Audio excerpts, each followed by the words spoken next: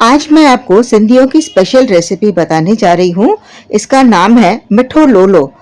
ये सावन के महीने में बनाया जाता है या तो फिर थदड़ी में। मिठो मीन्स मीठा, लोलो मीन्स मोटी वाली कोकी। ये गेहूं के आटे से बनाई जाती है, लेकिन इसका टेक्सचर रोटी या फुल्के से काफी अलग होता है।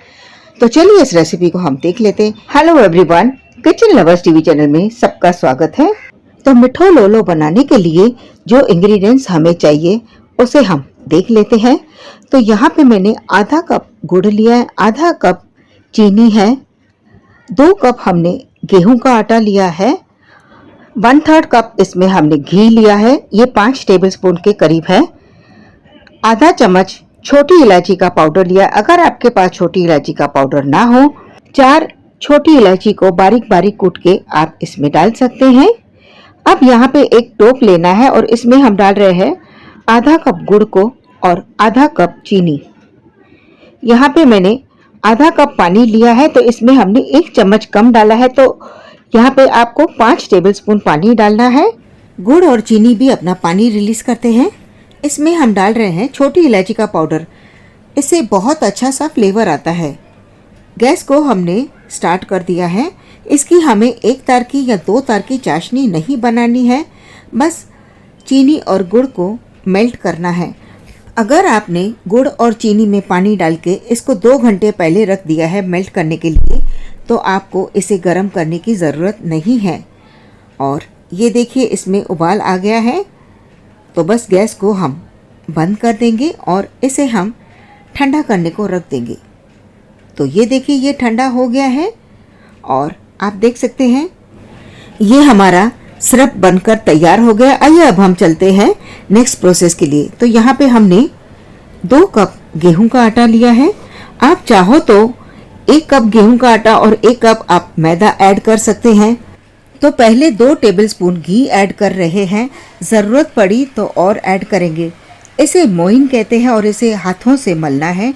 आप चाहो तो ऑयल भी यूज़ कर सकते हैं या ऑयल और घी आधा आधा डाल के भी आप इसे बना सकते हैं। 2 टेबलस्पून के करीब इसमें हम और घी डाल रहे हैं, बाकी के घी को हम बचा के रख लेते हैं। तो कुल मिला के हमने इसमें 4 टेबलस्पून घी लिया है। घी की मात्रा बराबर डाली है या नहीं ये कैसे पता चले? अपने हाथों में एक मुट्ठी बनाएं और मुट्ठी अगर बनती है तो ये हमारा मोइन परफेक्ट डाला हुआ है। अगर ये मुट्ठी नहीं बनती है तो इसमें आप थोड़ा सा घी और डाल सकते हैं। इसमें डालेंगे गुड़ चीनी का सिरप। इसे हम थोड़ा थोड़ा डालते हैं और आटा गूंथना स्टार्ट करते हैं। गुड़ और चीनी दोनों मिक्स करके डालने से मीठी रोटी में अच्छा कैरेमल कलर आता है। तो चाशनी को थोड़ा थोड़ा डालते जाइए और आटे को गूंथते जाइए। कभी भी सिरप को एक ही बारी में ना डालें, वरना आटा गीला हो जाएगा, तो फिर आपको वो टेक्सचर नहीं मिलेगा और आटा अच्छे से नहीं बनेगा और आटा ऐड करने से लोले फीके पड़ जाएंगे।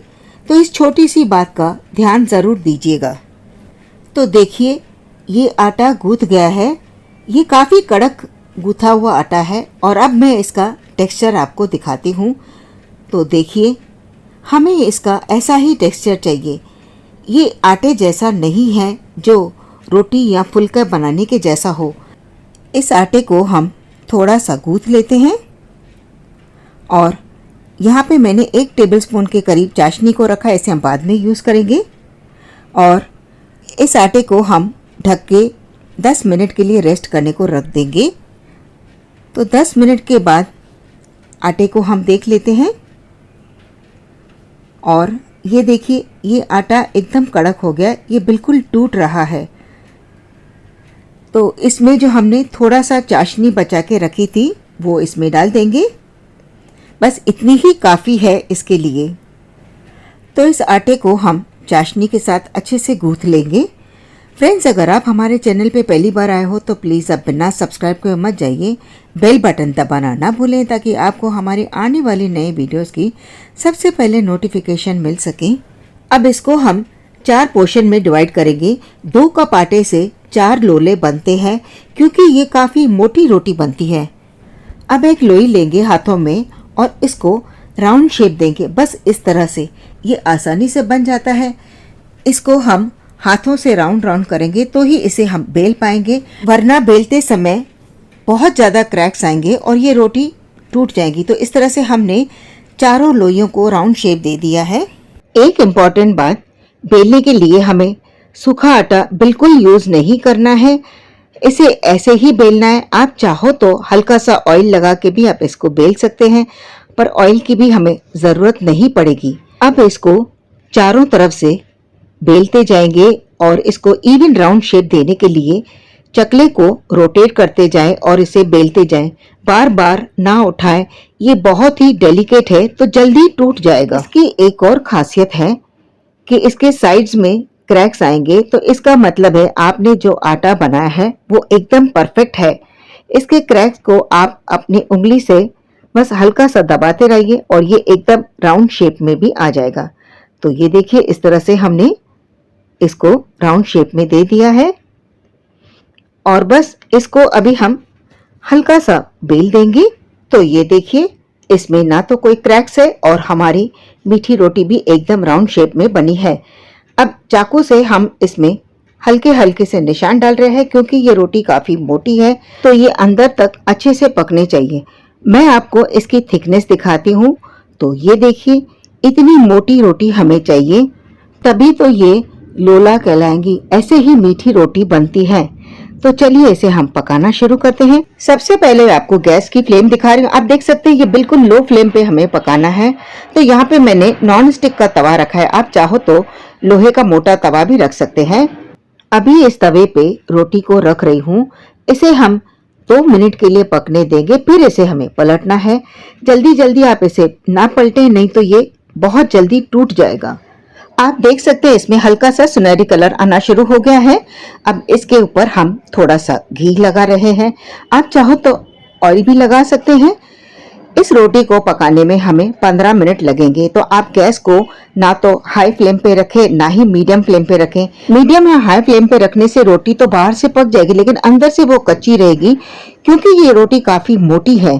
तो इसे हमें एकदम धीमी आंच से और बड़े प्यार से इसे बनाना चाहिए। अब इसके ऊपर एक बार फिर से हमने घी लगा दिया है।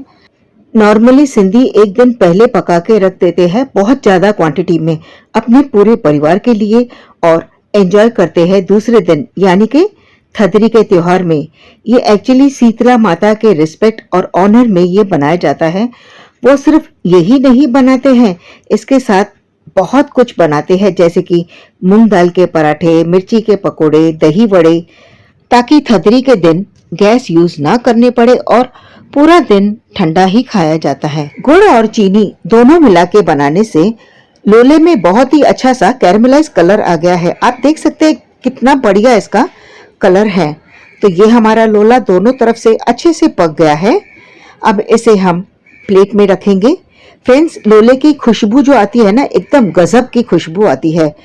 गर्मा गर्म लोले के ऊपर एक बार फिर से हम घी लगाएंगे। ये लोला इतना गर्म है तो इसके ऊपर फटाफट से घी एब्जॉर्ब हो जाता है। अब इसके ऊपर हम थोड़ा सा ड्राई फ्रूट डाल रहे हैं। आप चाहो तो प्लेन भी रख सकते हैं। ड्राई फ्रूट डालने से देखने में तो अच्छा लगता ही है, लेकिन इसका स्वाद भी बहुत बढ़िया आता है। ये जैसे ठंडी होगी वैसे ये थोड़ी सी क्रिस्पी बन जाती है। जितनी भी मीठी रोटी बनाते हैं, हर रोटी के लिए आप अलग प्लेट ले लें। अगर आपने एक के ऊपर या एक साथ सारी रोटियों को रख दिया तो ये सौगी हो जाएगी और एक दूसरे के साथ चिपक जाएगी। जब ये ठंडी हो जाए तभी आप इसे एयर टाइट कंटेनर में इसे भर के रख सकते हैं।